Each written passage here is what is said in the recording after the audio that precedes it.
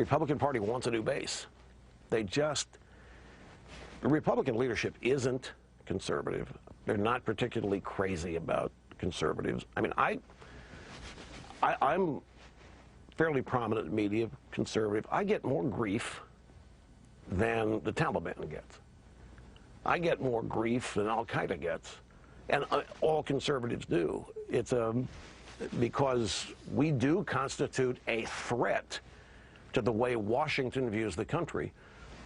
And I don't think it's so much conservative versus liberal, although it is, but it's Washington versus the rest of the country is what's really transpiring now. And Washington has a mindset and a desire for the country that doesn't dovetail with the majority of the American people. So what is the future of the Republican Party based on what you say? I really don't know. Because politics is too unpredictable.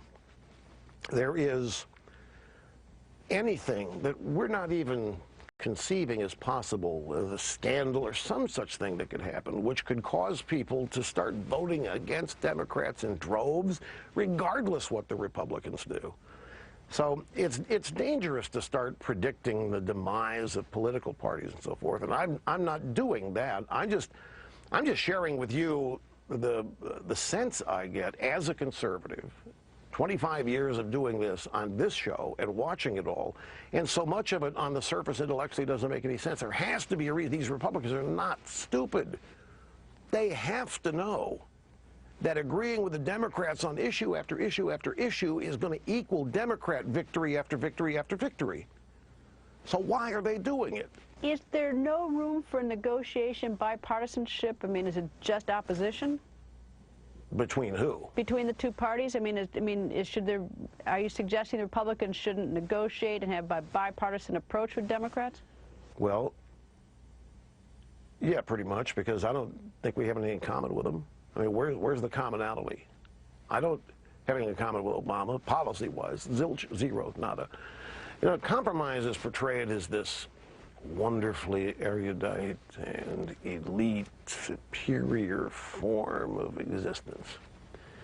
And too often what it means in Washington is that conservatives have to compromise their core in order to be considered nice people or what have you.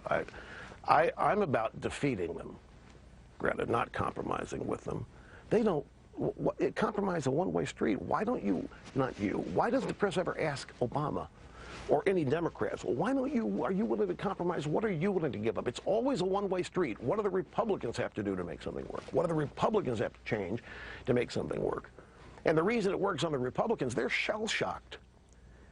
I mean, the Republicans, you know, the image of racist, sexist, bigot, homophobe has taken hold. They think that's what people think of them. I think they've lost their confidence. I think they're nervous. I think they're scared. Like everybody else, they want to be loved. And they have bought into this notion of why they're hated and disliked. They're trying to change that rather than defeat the people responsible for it all. I'm about defeating them within the political arena of ideas. I'm not talking about anything of a deleterious nature, just defeating them in the arena of ideas. I think our ideas will trump Obama's ideas every day, but he doesn't want our ideas on the table. He's not about ideas, he's brute force.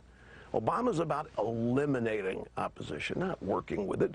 So why should we help him? I think the Democrats are the people who need to be defeated. There's nothing about what they believe that I want to compromise with. I want to defeat it. Look, at the country's hanging by a thread here. As founded, it's hanging by a thread. We're about to lose it. Why compromise with the people responsible for this?